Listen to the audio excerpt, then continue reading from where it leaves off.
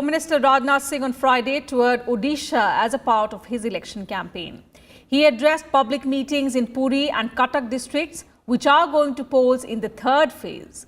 Addressing the gathering, Rajnath Singh said that the Modi government has done a lot for the welfare of the poor.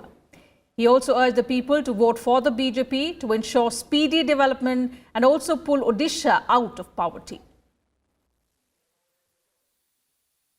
Congress की सरकार थी 1945 से लेकर 2014 तक इन्होंने केवल 12 करोड़ कनेक्शन दिए। 47 से लेकर 2014 तक 65 वर्षों में आप लोगों ने 5 वर्षों में 13 करोड़ गैस कनेक्शन लोगों को मुहैया करा दिया। यह काम करने का तरीका होगा। BJP President Amit Shah hit the campaign trail in Gujarat on Friday. Speaking at a rally at Dharampur in Gujarat's Valsad district, Shah said that his party would abrogate Article 370 of the Constitution, which gives a special status to Jammu and Kashmir after getting a majority in both houses of parliament. Asserting that national security is the main issue in the ongoing Lok Sabha elections, the BJP president said only the NDA government can ensure that. He also exuded confidence of winning all 26 Lok Sabha seats in Gujarat, polling for which will be held on 23rd April. Amit Shah also held a rally in Baramati, Maharashtra.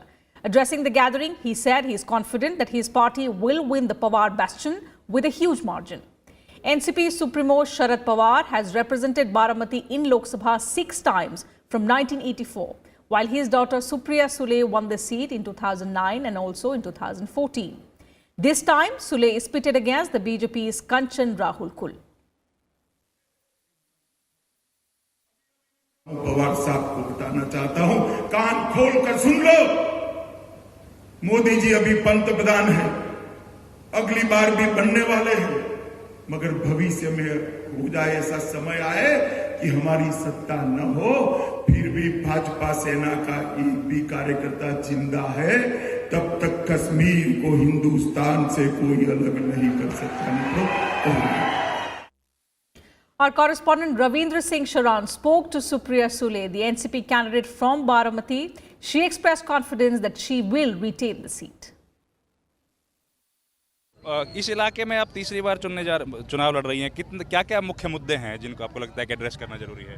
बेरोजगारी और किसानों का बहुत मुद्दा है, और इस साल महाराष्ट्र में बारिश भी अच्छी, सूखे का बहुत बड़ा प्रॉब्लम महाराष्ट्र में और पानी की बहुत दिक्कत है। किसानों का जो मुख्य मुद्दा है मराठवाड़ा के इलाका या विदर्भ, वो सॉल्व नहीं हो पा रहा है, जबकि सरकार दिल्ली में भी बीजेपी की है, उसके पहले यूपीए के टाइम पे भी वो समस्या थी। लेकिन हमारे टाइम में इससे बहुत मिनिमम सपोर्ट प्राइस हमारे टाइम में बहुत अच्छा दिया करते। अगर आप दोनों कंपेयर करें तो यूपीए का परफॉर्मेंस मिनिमम सपोर्ट प्राइस में बहुत अच्छा रहा है। लेकिन सरकार का लगातार कहना है कि इंफ्रास्ट्रक्चर को डेवलप किया गया है और किसानों के लिए वेलफेयर स्कीम्स चलाई गई।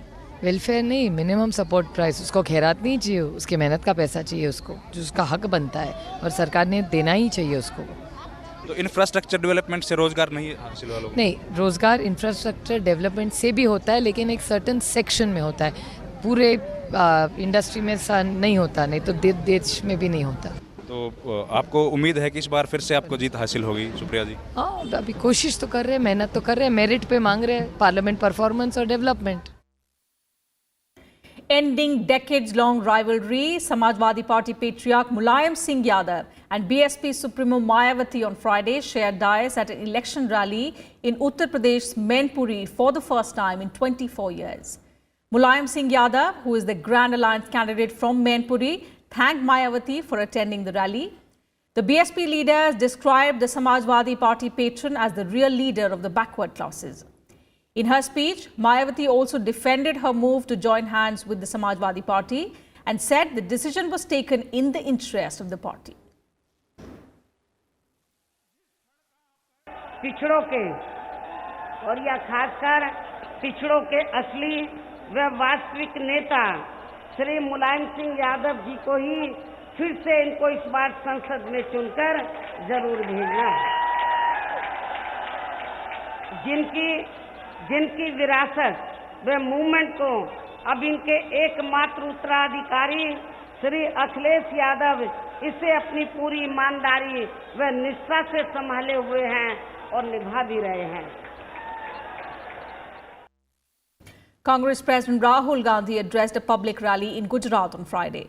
Addressing people at Bajipura in Tapi district, the Congress president cautioned people against repeating the shortcoming of 2017 when his party lost the assembly elections by a whisker to the BJP. In his speech, Rahul Gandhi focused on the separate Kisan budget promised by the Congress in its manifesto. आप मुझसे गुस्सा मत होना, मगर जो पैसा जाएगा न्याय योजना का, ये हमारी माताएं बहनों के बैंक अकाउंट में जाएगा। बात में मत बोलना, मैं इनके बैंक अकाउंट में डाल रहा हूं, सीधा इनके बैंक अकाउंट में जाएगा। मगर जब इनके बैंक अकाउंट में पैसा जाएगा, आप लोग माल खरीदना शुरू करोगे। कोई शर्ट खरीदेगा, साबुन खरीदेगा, टूथपेस्ट खरीदेगा, टूथब्रश खरीदेगा, शर्ट, पैंट, मोबाइल फोन। जैसे ही आप माल खरीदना शुरू करोगे, फैक्ट्रियां चालू हो जाएंगी। जैसे ही फैक्ट्रियां चालू हो जाएंगी, बेरोजगारी खत्म हो जाएगी। Congress General Secretary Priyanka Gandhi Vadra held a road show in Kanpur in Uttar Pradesh from Ghantaghar to Phool Bagh Chauraha. The road show covered multiple places in the city where a large number of Congress supporters turned up to get a glimpse of the Congress leader. Prior to that, Priyanka Gandhi also held detailed parleys with senior party leaders in Amethi to finalize the campaign strategy for Rahul Gandhi, who is seeking re-election from the constituency.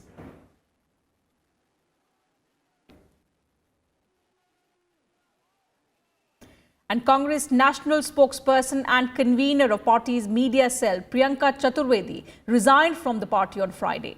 In her resignation to Congress President Rahul Gandhi, she blamed the Congress for reinstating party workers who misbehaved with her recently. In the letter, she also added that her services were not valued in the organization anymore. Later in the day, Chaturvedi joined the Shiv Sena in the presence of party chief Uddhav Thackeray. After joining the Shiv Sena, Chaturvedi said she would work towards strengthening the Sena not only in Maharashtra but across the country.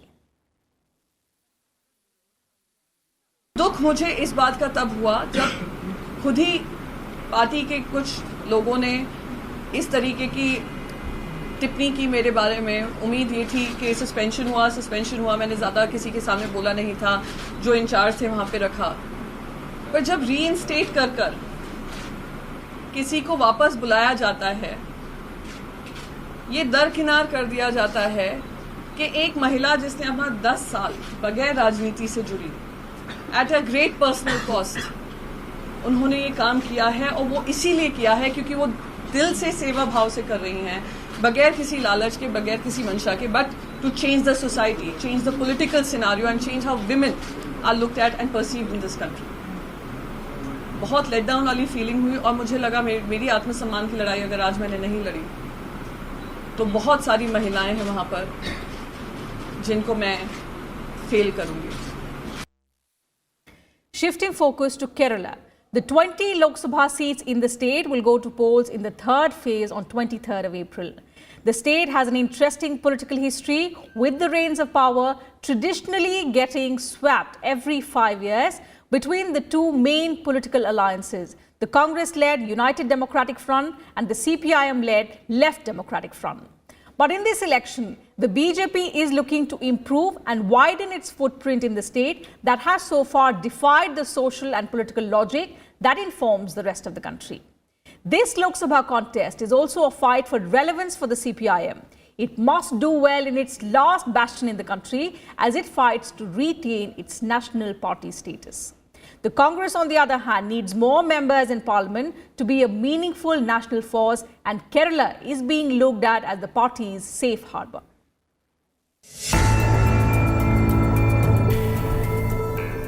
Kerala, God's own country, a state with 100% literacy, a religiously diverse population and a set political layout. Of the nearly 3.4 crore population, more than 52% live in rural areas. Although the state has a Hindu majority, it has a sizable minorities population as well. Around 26.56% of the population is Muslim and 18.38% is Christian.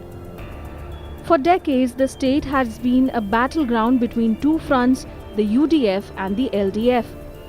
The two coalitions have ruled the state alternately for years, with Kerala being the left party's only bastion in the country right now. In this election, the BJP has emerged as a strong third contender. The party did not win any Lok Sabha seat in 2014 in the state, but it did increase its vote share from 7% in 2009 to around 11% in 2014. With the Sabarimala issue having gained traction in recent months, it is also counting on the Hindu vote this time.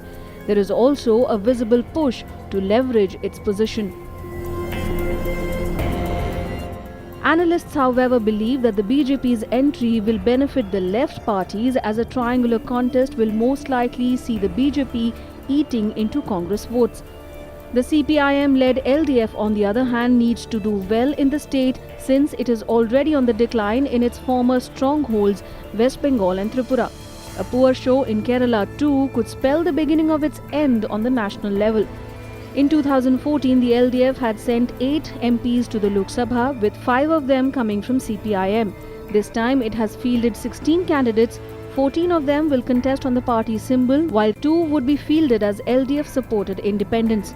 The remaining 4 seats have gone to the CPI. The Congress, meanwhile, needs to do well in Kerala as it tries desperately to keep and increase its numbers in Parliament. My colleague Rajat Ken is joining us live on News Tonight from Kerala. Rajat, a very good evening. Traditionally, we've seen Kerala witness a direct contest between the LDF and the UDF. Now, this time the BJP is, of course, expecting to, gain ground in the state. Several political analysts also believe so.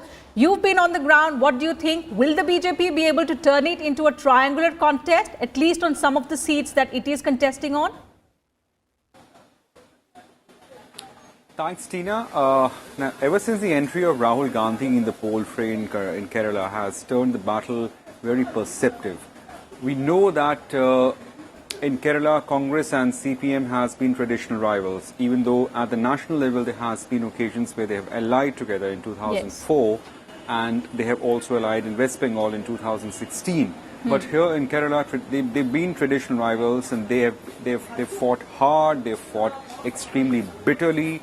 So the contest primarily in Kerala happens to be between the Congress-led UDF and CPM, or to say the left-led LDF.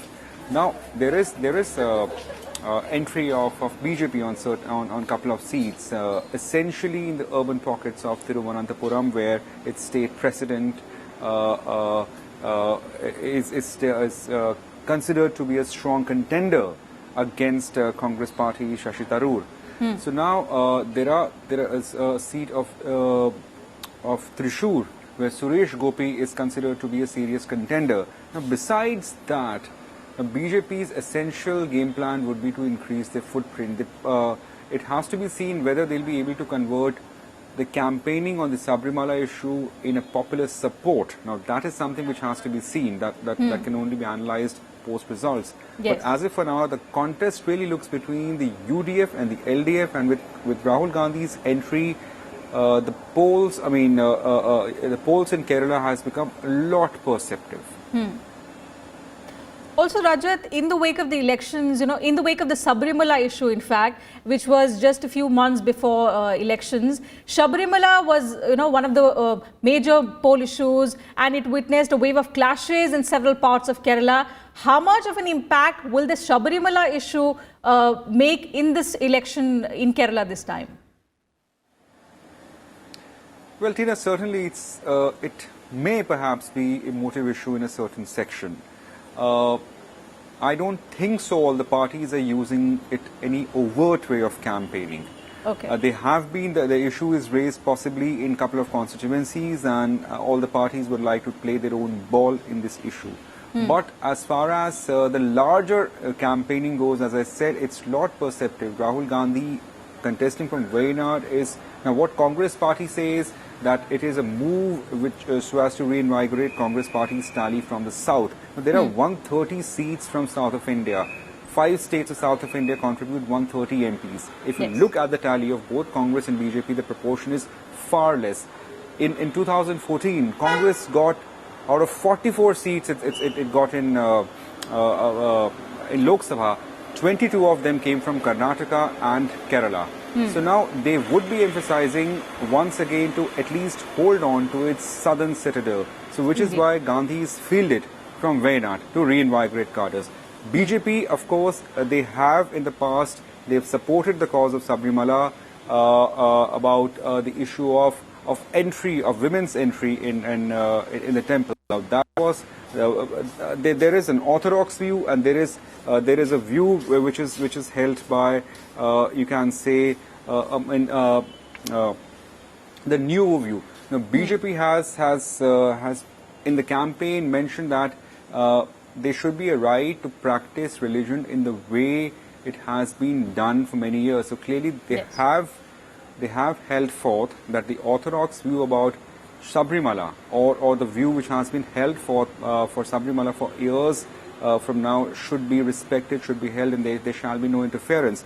Now, whether that would become such a huge issue that it will dominate the national discourse and especially of politics or to say the campaign for the Lok Sabha polls, that has to be seen. All right, Raja, thank you so much for joining us from Kerala with those details. We'll slip into a short break here, but news and updates will continue on the other side. Do stay with us.